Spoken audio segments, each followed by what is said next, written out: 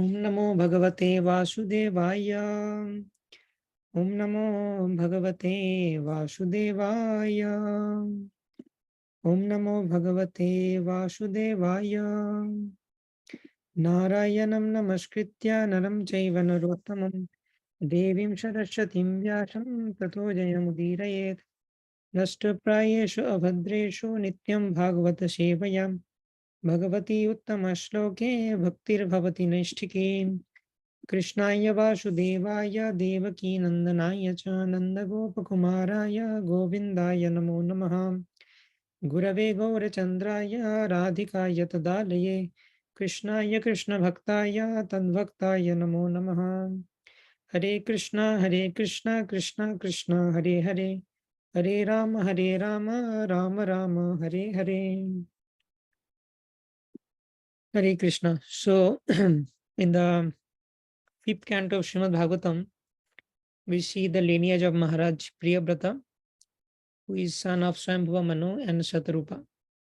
So in the first 2 cantos of Srimad Bhagavatam, we have seen the introduction. The first canto sets up the context of Srimad Bhagavatam. It speaks about Parikshit Maharaj, about Sukadev Goswami, how they met and how this conversation began, and also how Srimad Bhagavatam was written. And originally it starts from the question of the Naimisharanya sages. So Vyasadeva wrote the Bhagavatam and then he taught this Bhagavatam to Sukadev Goswami. Sukadev Goswami was speaking Bhagavatam to Parikshit Maharaj, and then Sutta Goswami was hearing from Sukadev Goswami, and then later on he delivered the same message to the sages of Naimisharanya. So that is the context given in the first canto. In the second canto, basically we see all the different contents of Srimad Bhagavatam.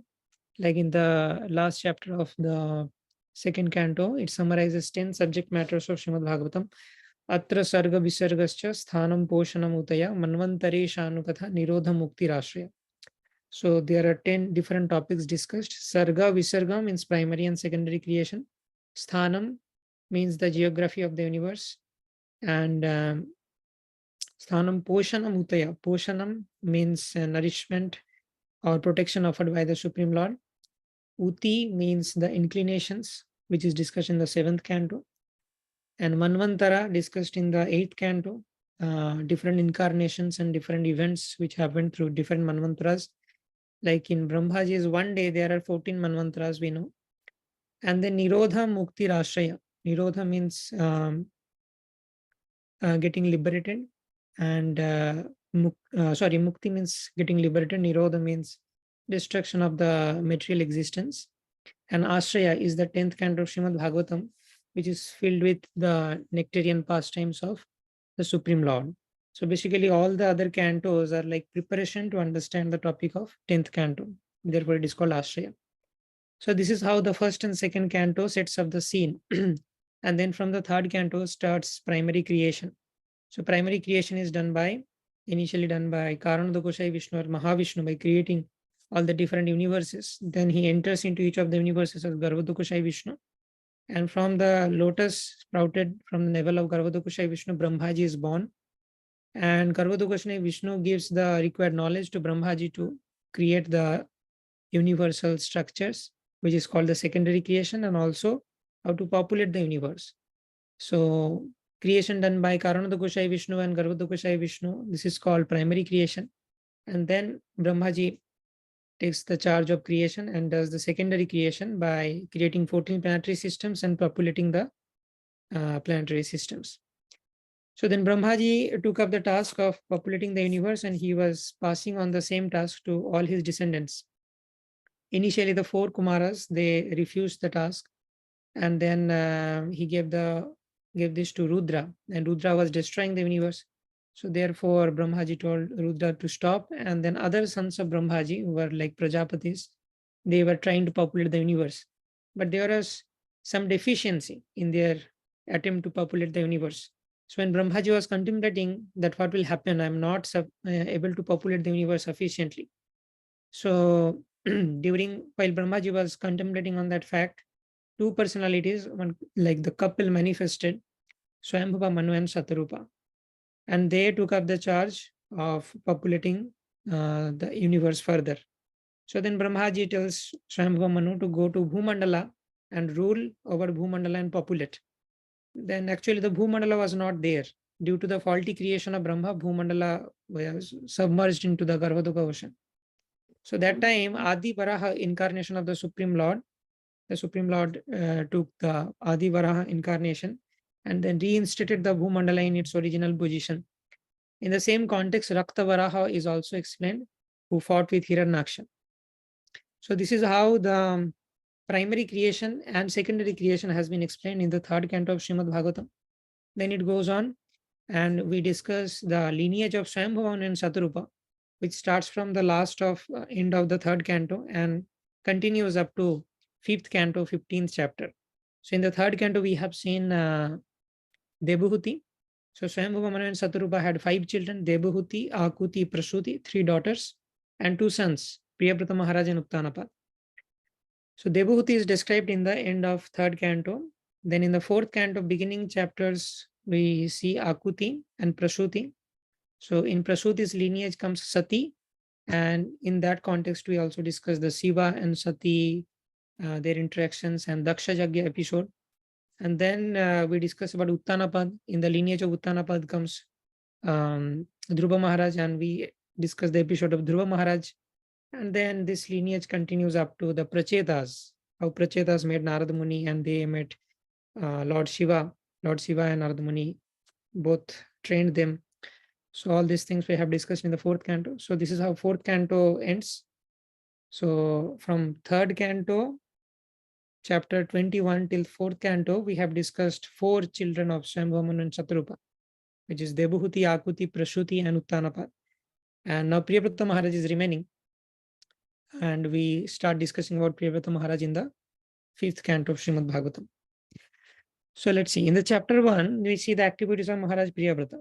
So Maharaj Priyabrata was being trained by Narada Muni as a brahmachari. So then what happened? Swayambhuva Manu and Brahmaji, they came together and they requested this Priyabrata Maharaj to take up the charge of the royal throne, and they wanted him to become the king. So although Priyabrata Maharaj wanted to stay as a brahmachari, he followed the suggestions of Brahmaji and Swayambhuva Manu and took up the charge of becoming king. So this is how Manu was about to retire. So he also became happy that there is some able successor. So Priyabrata Maharaj was married to Barhishmati and he had 10 sons and 1 daughter, Urjashwati. Priyabrata Maharaj had a second wife, and through the second wife, he got Uttama, Tamas, and Raivata. These 3 personalities are 3 subsequent Manus. And Priyabrata Maharaj ruled for 11 Arbuda years. Priyabrata Maharaj was so powerful that he could expand himself, and he was complementing the sunlight on the other half of the Bhumandala. So in the Bhumandala, one half was enlightened. So other half, if he was enlightening by expanding himself as the sun. So yes, a devotee can do such astonishing deeds because he is empowered by the Supreme Lord. So then ultimately, after executing all the duties, Priyabrata Maharaj retired, and then he was also a little repentant that I got unnecessarily attached to my wife, Barhishmati, and then finally retired, and he again started one-pointed devotion to the Supreme Lord. In the chapter 2, describes the activities of Maharaj Agnidhra. Agnidhra was the first son of Priyabrata Maharaj, who was the ruler of the Jambüdvīpa. So there are the Bhumandala is divided into 7 islands and 7 dipas, and 7 islands and 7 oceans. Priyabrata Maharaj, he divided the Bhumandala and gave one island to one of his sons. So the first son of Priyabrata Maharaj, Agnidhra, was the ruler of the island named Jambüdvīpa. So now Agnidhra had some material desire. He wanted to go to Pitraloka because he was conceived when Priyabrata Maharaj was little lusty. So therefore the Agnidhra, he also developed some kind of material desires. And he was worshipping Brahma at the Mandara hill. And he was flattered by a damsel called Purvachiti. And he was distracted, and then Agnidhra and Purvachiti had 9 sons. Purvachiti left after they grew up. So first of the 9 sons is Navi Maharaj. and who was the ruler of the Bharata Varsha. So Agnidhra is ruling this Jambüdvīpa, and the Jambüdvīpa is further divided into 9 Varsas, and one of them is Bharata Varsha. So Nabhi Maharaj was the first son, the ruler of this Bharata Varsha, and also gave other 8 Varsas to other different sons. So then Agnidra's life is discussed here. So his lust was unsatiated, and therefore he finally attained Pitraloka because he had that material desire after death, the same planet as his wife, Urvachiti. Now, chapter 3 describes the activities of Nabhi Maharaj and how Rishabhadeva appeared in the womb of Meru Devi, was the wife of Nabhi Maharaj. So Nabhi and Meru Devi, they performed a great sacrifice to get a son like Lord Vishnu. Lord Vishnu came to the sacrifice and then told that nobody is equal to me. You cannot have a son like me, then I only have to come. So I will come as Rishabhadeva. And when Lord Vishnu came to the sacrificial arena, the priests, they offered prayers, and they were also a little embarrassed because they were performing the sacrifice for some material cause, not solely for the satisfaction of Vishnu. So this is how, but still Lord Vishnu was merciful on them and took incarnation as Rishabhadev. Chapter 4 describes the characteristics of Rishabhadev, who was the incarnation of the Supreme Personality of Godhead. So the word Rishabha means best of all human beings, with all symptoms of the Supreme Lord. All the Aishwaric symptoms were there in the body of Rishabhadev. And seeing the opulence of Rishabhadev, once Indra was envious, and then he did not pour rain on Ajanava Varsha or Bharata Varsha. So the previous name of Bharata Varsha was Ajanava Varsha. This Rishabhadev's eldest son is Bharata Maharaj. And according to the name of Bharata Maharaj, Ajanava Varsha will be known as Bharata Varsha.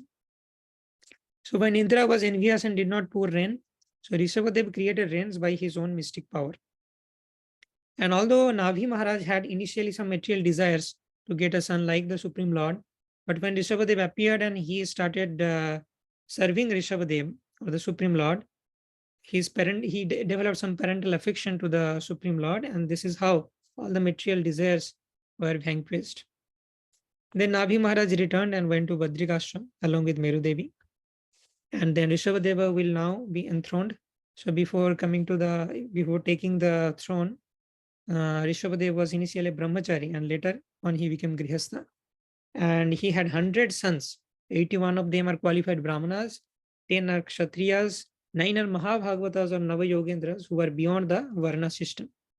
So although they were born from the same father, according to their qualities, their varna was assigned. So varna is based on the qualities, not on birth. And Rishabhadeva's different qualities are mentioned. Then Rishabhadeva was ruling in an exemplary way by taking guidance from the Brahmanas. He satisfied Vishnu through different sacrifices, and his citizens were also satisfied. His 100 sons reached Brahmavarta, and there Rishabhadev gave them some teachings. So now in the next chapter, we'll see the teachings by Rishabhadev given to his sons. So the first teaching is the very important slogan, Nayam Deho Deho Bhaja Nirloke, which says about the importance of human life. And this human life is not for sense gratification like hogs and dogs. In lower species also, we get sense gratification. So gratifying the senses is not a big deal, but controlling the senses and performing austerity is the main goal of human life. And by performing austerity, we should be spiritually enlightened, and we should know the Supreme Lord. And another teaching is service to great devotees opens the door for liberation. And service to womanizers and sense gratifiers opens the door for hell. So we have to be very cautious of our association. We have to choose Vaishnava association and serve them. Then Nunam Pramatta Kurute Vikarma, this says the persons who are mad for sense gratification, they actually do Vikarma. Vikarma means sinful activity. And this causes perpetual transmigrations from one body to another. Okay. And he also said that the main cause of material desires in our heart is due to ignorance. Because of ignorance, we develop material desires. And due to the material desires, we suffer. We are embarrassed, we are humiliated, and we get sufferings in this world. And also this ignorance and material desires cover our true nature of the soul. and we do not feel any inclination towards knowing Atma Tattva when we are completely caught up in the bodily concept. Then he says that the knowledge without bhakti is not useful. So all things like karma, jnana, everything should be associated with bhakti, then it has some use. Pumsa striya mithuni bhavametam. The most degrading thing in the material world is unrestricted attraction between male and female. So therefore, Srila Prabhupada gave us this regulatory principle of illicit sex. And this causes a tight knot of material existence. But marriage is a pure form of male-female interactions for producing Krishna conscious children. So that is allowed, becoming a grihastha. But unrestricted attraction is the greatest bondage in the material existence. He also instructed on abandoning the aham mameti conception or me and mine conception, which will cause us to get free from material bondage. And this is how Rabhadeva is instructing on how to develop detachment from the material bondage. If we follow his teachings, we can perfect our lives and we will come to the Lord. And he also says, this is a very famous sloka, that one should not take up the important positions like father, relative, guru, mother, demigods, unless he or she is able to deliver their dependents from bondage. So these positions are very crucial position, and only Krishna conscious personalities who has the ability to deliver their dependents should take this position. Otherwise, one should not become a father, one should not become guru, mother, relative, or demigods. So then Rishabhadev also showed that symptoms that he is the Supreme Lord. And Rishabhadev also told already that service to devotees opens the door for liberation. Now a question comes, who is a pure devotee to serve? Then Rishabhadev told, out of my sons, the first son, Bharat Maharaj, is an ideal pure devotee, and all other 99 sons, you all should follow Bharat Maharaj, the footsteps of Bharat Maharaj. Okay. And then also different gradation of living entities are described, like the Brahmanas and Vaishnavas are the topmost. And they are the representatives of the Supreme Lord. Supreme Lord eats to their mouths. And then Rishabhadev enthroned the eldest son Bharat Maharaj and then retired. In the later part of his life, Rishabhadev was in the form of Abadhuta, or who is oblivious to the external surroundings. So some unscrupulous personalities try to copy that feature of Rishabhadev, but we have to follow the teachings, not the Avadhuta feature. We are not qualified to follow the Avadhuta form. And although he had Ashtasiddhis, he is the Supreme Lord, he did not display that because the mind can get distracted. So this is the further question, the follow-up question Parikshit Maharaj would ask, the chapter 6, that why Rishabhadev did not display the Ashtasiddhis. Then Sukdev Goswami says, a spiritual seeker don't put faith on the mind. Even a controlled mind of the Siddhas can get distracted if not careful. Just like animals in the net can flee if the hunter is inattentive. So showing the Ashtasiddhis and all these things, this can be distracting to the mind. And the mind can be distracted from spiritual path to, like, the mind can develop some controllership mentality, which would take one away from the Supreme Lord. So there are many risks of the Siddhis. Therefore, he did not display. And then some discussions about mind is there. Mind is like unchaste wife. Mind has 6 paramar, which are the anarthas. All bad qualities are in the mind. Mind is very fickle.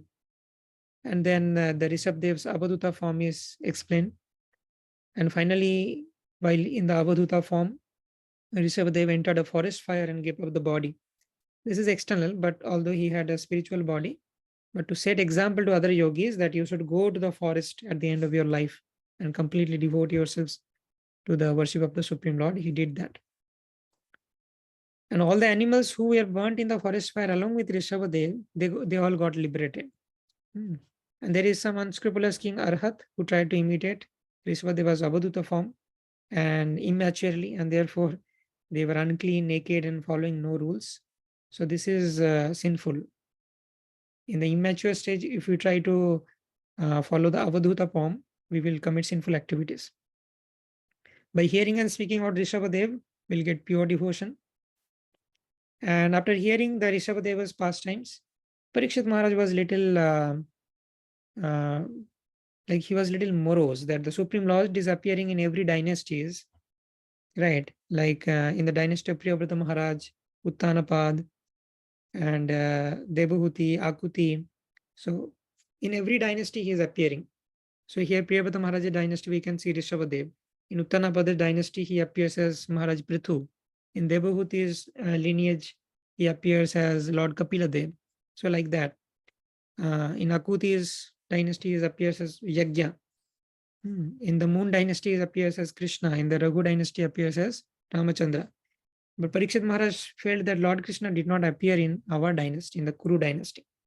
So then Sukdev Goswami consoled that although Krishna did not take birth in your dynasty, he is the direct well-wisher, servant, friend, guru, and worshipable deity of the Pandavas. And he gave his constant association to the Pandavas. What more do you expect? Although Lord has taken birth in some dynasty, he has not given that much association which you all Pandavas got. So therefore you got much more than all those in whose dynasty Lord took birth. And then chapter 7 starts the pastime of Bharat Maharaj. So this Bharat Maharaj's pastimes is explained, and there are 3 chapters, like 3 different lifetimes of Bharat Maharaj, as the King Bharat, and then Dear Bharat and Jara Bharat. So in the King Bharat, so while Bharat Maharaj was ruling, he was ruling in an exemplary way, and that at the end of the life, he was completely detached from all royal paraphernalia, and he finally went to the forest, and he was performing the bhakti or meditation on the Supreme Lord. And he was so advanced that he reached up to the stage of bhava. And then ultimately he was about to get prema, and that time one incident happened. He got attached to a baby deer, right? Initially the baby deer did not have her mother. So therefore Bharat Maharaj was very much attached to the deer, and he was taking care of the deer. But unconsciously, he got so much attached to the deer that he started neglecting his spiritual duties. And ultimately, Bharat Maharaj's consciousness became from Krishna conscious to deer conscious. And at the end of the life, Bharat Maharaj also was thinking about the deer. And therefore, in the next lifetime, he got the body of a deer. So one can think, okay, although Bharat Maharaj was such a pure devotee, he got attached to some deer. But why Krishna is applying the general principle of Yam Yam Bhapi Smaran Bhavam Tejattante Kalevaram to such an exalted devotee like Bharata? Can't Krishna excuse Bharat Maharaj?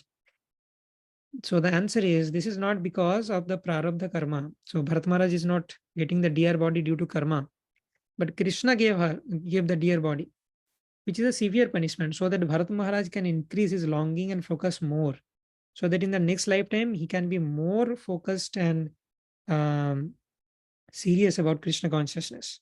Just to increase the love and focus and the longing, Krishna did that. In the deer body also he retained memory. So this is one blessings from Krishna. And in the deer body also he was Krishna conscious. And the deer was associating with different sadhus and hearing Harikatha. And then he got birth as Jada Bharat as a Brahmana. But this time he was very, very cautious. He did not want to develop any attachment to anyone. And therefore he was acting like a dumb person, so that everybody gives up hope on him. So step brothers of Jada Bharat gave up hope on him and stopped his education. Jada Bharat was doing some field work, ate black rice which is stuck at the bottom of the pot. So like a mad person he was acting, although internally he was an enlightened soul and constantly in touch with Krishna. So one time the dacoits looking for a Purusha Pashu, who is an ignorant human being, to sacrifice for goddess Kali. So Jada Bharat was looking like an ignorant, dumb person, as good as an animal. So therefore the dacoits took Jada Bharat. They were about to sacrifice Jada Bharat before goddess Kali. But the goddess knew that he is a exalted Vaishnava. Therefore, when they were about to sacrifice Jada Bharat was fearless. But the deity broke open, and goddess Kali herself came out of the deity and chopped the head of all the dacoits. Okay, because he could not tolerate such an grievous offense to a pure Vaishnava like Jada Bharat. And then there is some discussion between Jada Bharat and Maharaj Rahugana in chapter 10. This is another pastime where Jada Bharat was acting like a dumb person, and Maharaj Rahugana was going in a palanquin. And there were 3 carriers, and 1 more carrier was needed. So they caught Jada Bharat. And Jada Bharat was avoiding all the ants which were walking in the floor, so that he did not want to step over the ants because they will be killed. So due to this, the palanquin was shaking erratically. And then Rahugana started chastising Jada Bharat that, are you dead? What are you doing? I am your master. You should serve me properly. Otherwise, I will punish you. So initially, Jada Bharat did not speak anything.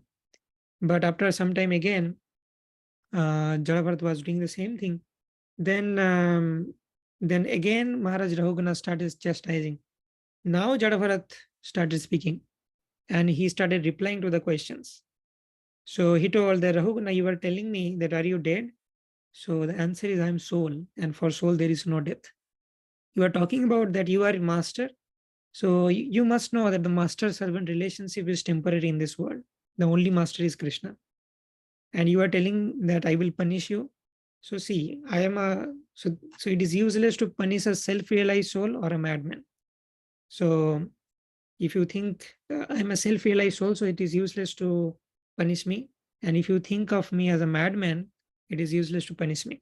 So this is how Jada Bharat replied. By hearing the replies of Jada Bharat, Maharaj Rahugana understood this Jada Bharat is not someone ordinary. This must be a self-realized soul.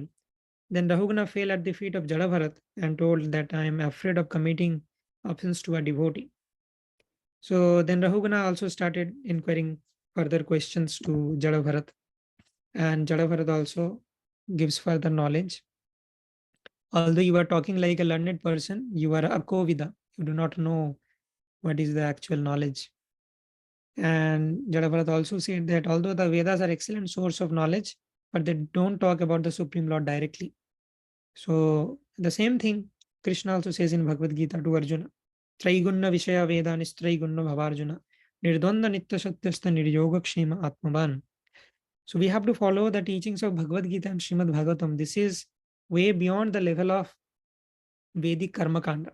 Vedas are for everyone. They accommodate everyone.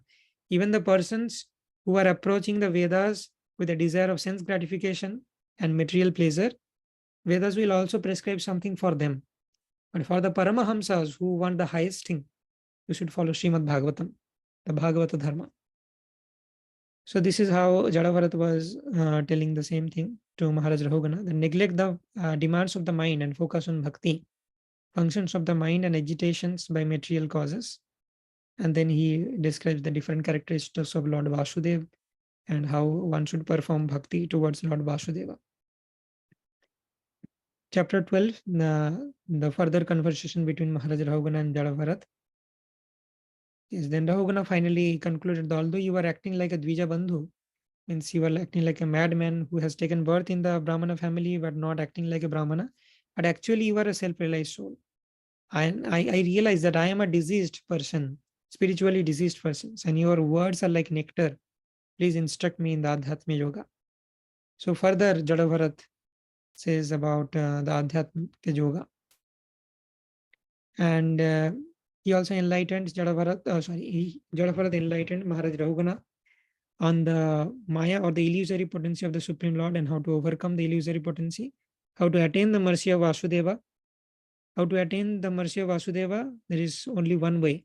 Mahatpada Rajo Vishekam. Means Mahatpada means the great personality. Rajo Abhishekam.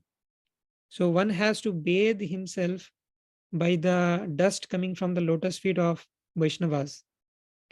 That means one has to hear in the association of the devotees. Then only he can attain the mercy of Vasudeva. Yes, and also why Jada Bharat is stressing on this association of devotees, because he himself suffered this in his lifetime as King Bharat. King Bharat became attached to the deer and there was nobody who could rectify him. If King Bharat was in the association of devotees, devotees would have reminded that you are getting unnecessarily attached to the deer.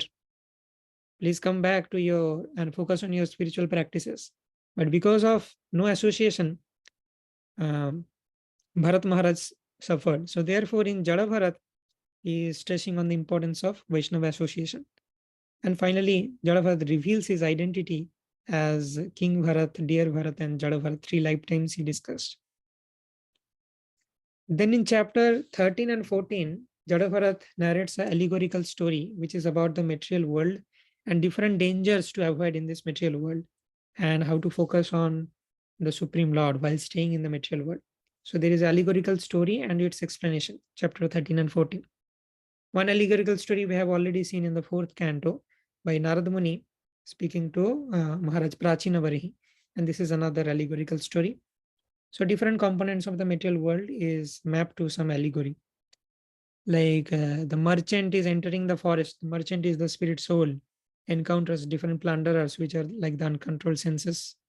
There are imaginary palace called Gandharvapura, which are our false vision or dreams. Ghosts are like the material desires. Eyes blinded with dust is compared to the desire for possessions, illicit sex. The forest fire is the family life. Yaksas are compared to government officials who takes bribe. Python is sleep. Snake bites are the enemies. Okay. Bees attack after stealing honey is the illicit sex in the material life. Lion is the time factor. And crane, vultures, they are bogus gurus who divert us from the Supreme Lord. So all these caveats of the material world has been explained through different allegories.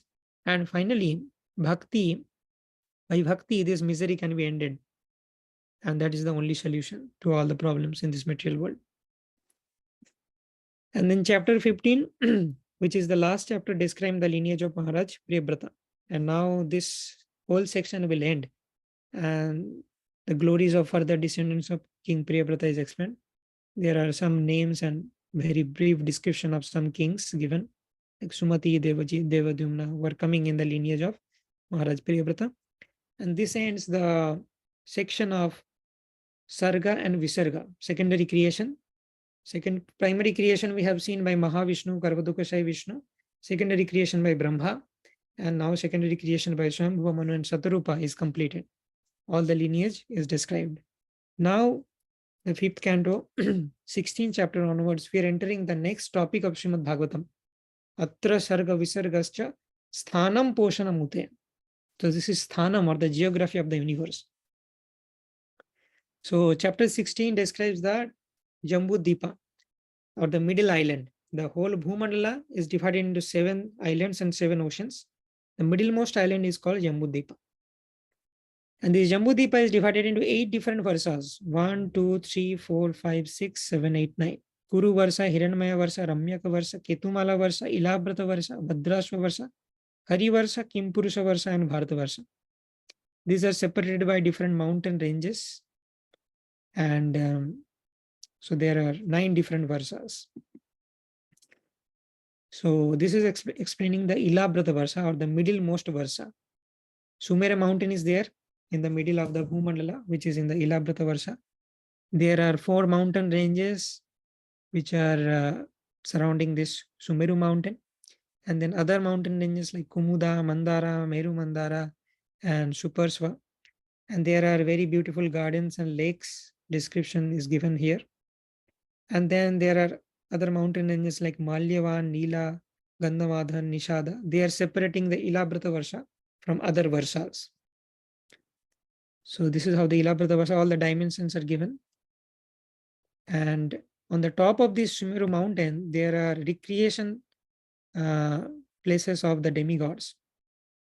Okay, different demigods. They are in the Swargaloka, but they have recreation places on the top of Meru mountain. Brahma, Vayu, Kuvera, Shiva, Indra, Agni, Yama, Nritti, and Varuna.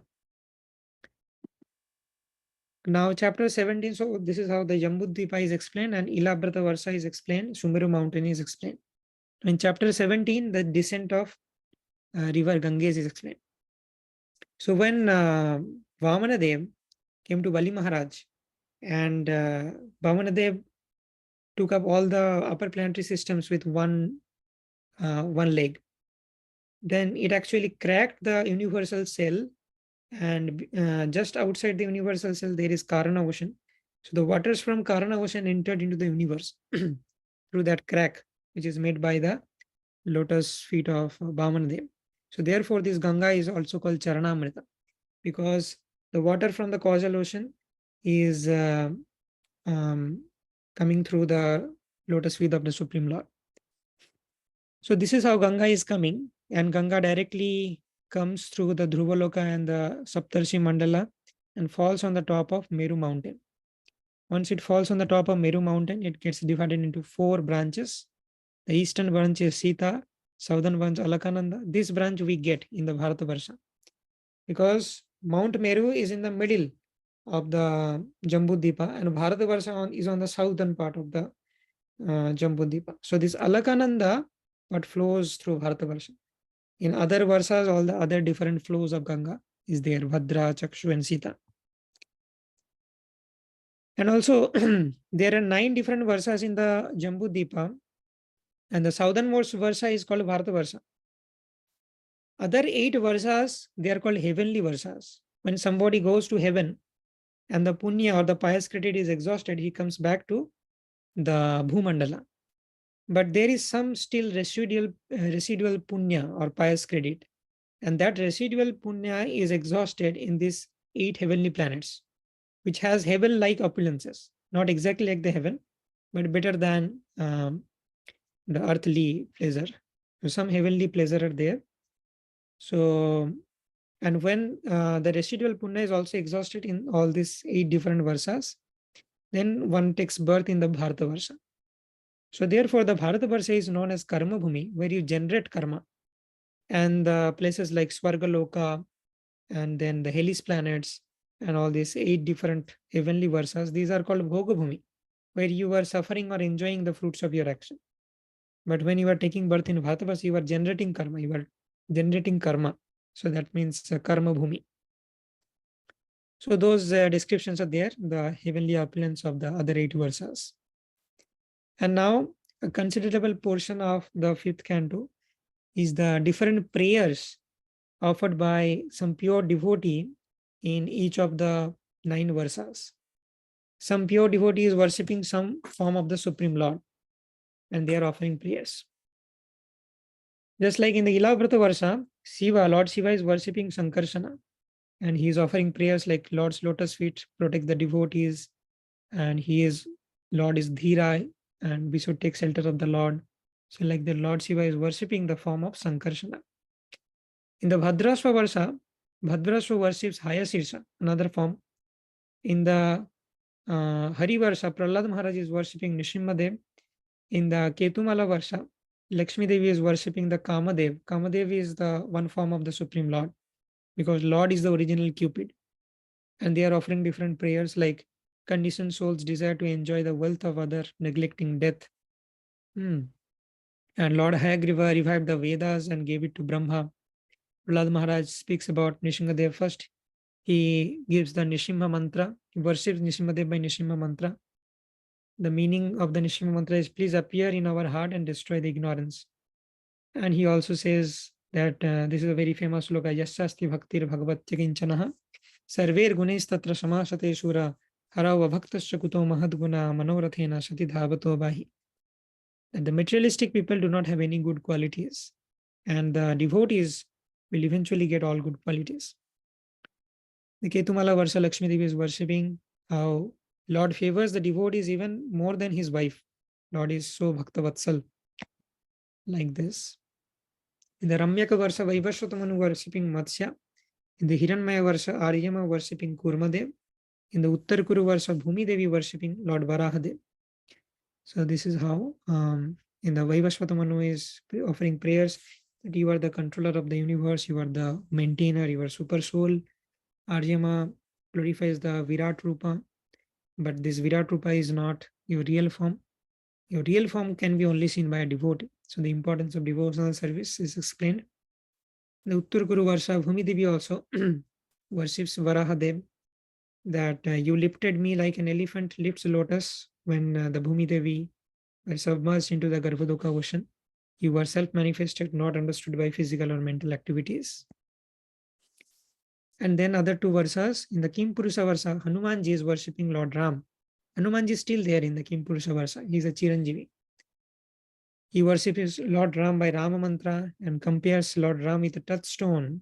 He is the reservoir of all good qualities. And the Ramchandra, when displaying the qualities are glorified when it is displayed by Ramachandra.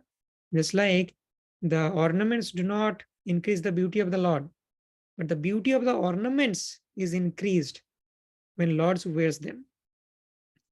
So you descended not only to kill Rakshasas, but to give your teachings to human beings. Lord is benevolent and makes friendships even with the monkeys and Rakshasas. Lord is so magnanimous. In the Bharata version, Narada Muni worships Naranarayan Rishi. Although the Lord creates, maintains, destroys, he has no attachment. The perfection of yoga is to place our mind in the Lord's lotus feet. And for a devotee, there is no fear of death. So in the end of chapter 19, there is a glorification by the demigods.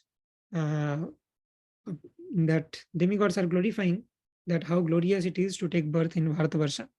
Because Bharatavarsa is a perfect place to worship the Supreme Lord. There is not too much happiness, not too much distress. Perfect condition to worship the Supreme Lord. In the heavenly planets, due to great enjoyment opportunities, it is difficult to remember and worship the Supreme Lord. The hellish planets also, it is difficult because of the sufferings. But Bharatavarsa is a very wonderful place to worship the Supreme Lord.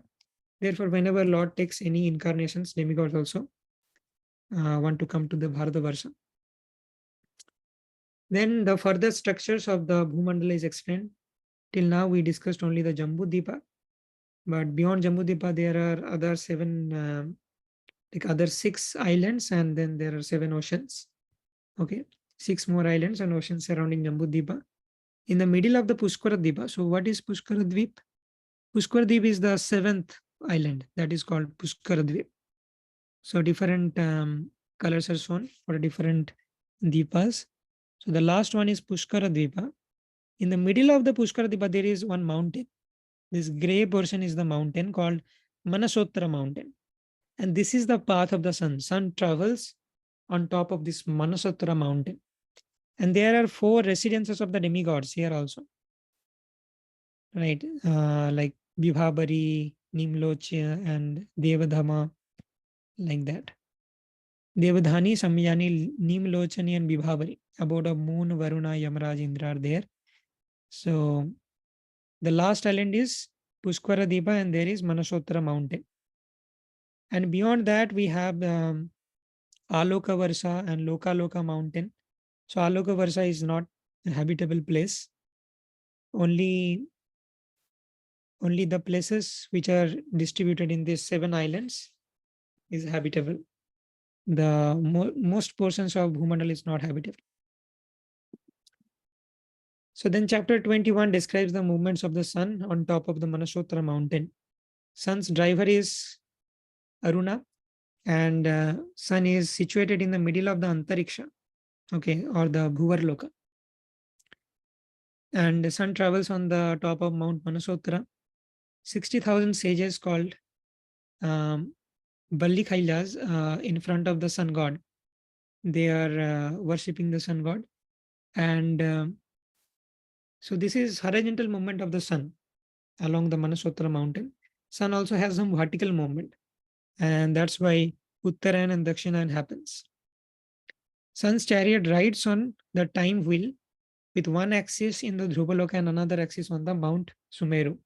So there is Mount Sumeru on the middle of the Bhumandala, and way top of the Mount Meru there is pole star, or the planet of Dhruva. So when sun moves on the Manasottara mountain, one axle is attached to the Meru mountain, another axle is attached to the pole star. This is how the sun is moving.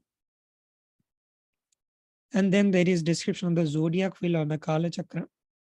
So due to the influence of the Kala Chakra, all the planets are revolving, including the sun. So this is the Vedic understanding, how the planets are moving due to the movements of the Kala Chakra. And there are 12 zodiac signs that is explained. Now this is the vertical structure of the universe. Till now we have seen the horizontal structure, the Jambüdvīpa and other 7 islands and 7 oceans. Now this is the vertical structure. So Jambüdvīpa is not a flat disk, but the middle portion of Jambüdvīpa is little elevated. And all the lower planetary systems like Atal, Vital, Sutal, Talatal, Mahatal, Rasatal, Patal are inside, like they are like the caves in the Bhumandala. And then we can see this is the Mount Sumeru. And then there are different trajectories of different planets in the vertical structure. We can see Saturn, Jupiter, Mars, Mercury, Venus. So this portion where all these sun and different planets and other nakshatras. So this portion is called Antariksha. Okay. So this shows the different things. And there is one confusion sometimes in the Srila Prabhupada's purport. Srila Prabhupada uses the term that sun is closer to earth than moon. But scientifically, we know that moon is closer because moon is a like satellite of earth. So it is quite close to earth, but sun is way more far. So what is the reason why Srila Prabhupada writes that moon is closer to earth? So this is according to vertical distance. If you organize the planets in a vertical structure, then the sun will be closer because this is Bhumandala, and somewhere in the middle of the Bhumandala there is Jambüdvīpa, and on the south of Jambüdvīpa there is Bharata, and on the south portion of Bharata there is Bharata Khanda. That is our Earth planet. So if you see, the sun's trajectory is much closer to this Bhumandala than moon. So in the vertical structure, moon is on the higher position. But if you take a Euler distance in this picture, it may not be clear. If you take a Euler distance, like distance between 2 points in a coordinate, like distance between 2 coordinates a point, so then moon will be closer because the trajectory of the sun is quite big. Okay, so this is how the Euler distance of the sun is more than moon, but the vertical distance of the sun is less than the moon. And then chapter 23 explains the Sisumāra planetary systems. Just like Virat Rupa, this is also another form of the Supreme Lord. All these planets and nakshatras, they are in the form of this great dolphin. Okay, and that is called Sisumāra, which is the collection of all the nakshatras. And sometimes the yogis meditate on this form of the Supreme Lord.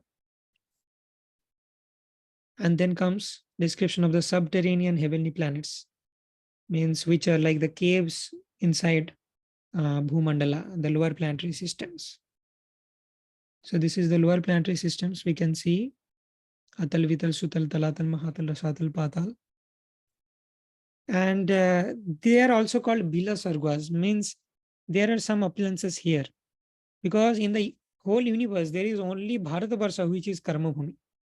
Otherwise, in some places, there will be some enjoyment or distress. In the hellish planets are for distress, and all other places is for some enjoyment. The degree of enjoyment may vary. So similarly, in the lower planetary systems also, there are some kind of happiness. Obviously, this is in mode of ignorance, happiness in mode of ignorance. But there is some amount of materialistic pleasure, which drives one to a mode of ignorance. And therefore, these are also called Bila Sargas. Then the glories of Lord Ananta is explained. Anantadev is holding the whole Bhumandala, and glories of that Anantadev is explained in this chapter. How the Ananta Sesh is bestowing his causeless mercy on the conditioned souls. Then there are description of the different hellish planets. So it's trying to cover every portion of the universe. So all the below sargas is covered, Bhumandala covered, and then we have also seen the 8 different Bhuma Swargas. And now the hellish planets are exclusively for sufferings. And there are different sinful activities which leads to different hellish planets. Okay, so there are a list of 28 hellish planets, Tamishra, Antutamistra, Raurava, and different sinful activities leads living entities to one of these hellish planets, or maybe multiple according to the record of the sinful activity. Understanding the Virat Rupa helps in understanding the Lord's spiritual form. So why we are understanding the geography of the universe and why we are understanding the structure of the universe? Because this structure of the universe is the Virat Rupa of the Supreme Lord. And this is a necessary prerequisite to understand the actual spiritual form of the Supreme Lord. If we directly go to the 10th canto, we will not be able to realize, because we do not have the enough background of Lord's majesty. Once we realize Lord's greatness, we will be able to appreciate the sweetness aspect of the Lord. So this is all preparing us to release the pastimes discussed in the 10th canto. So this is how the 5th canto ends. Along with it ends the topic of sthanam. And in the 6th canto, the poshanam topic is discussed, which we can discuss in the next class. Hare Krishna. Granth Raj Srimad Bhagavatam ki jai. Srila Prabhupada ki jai.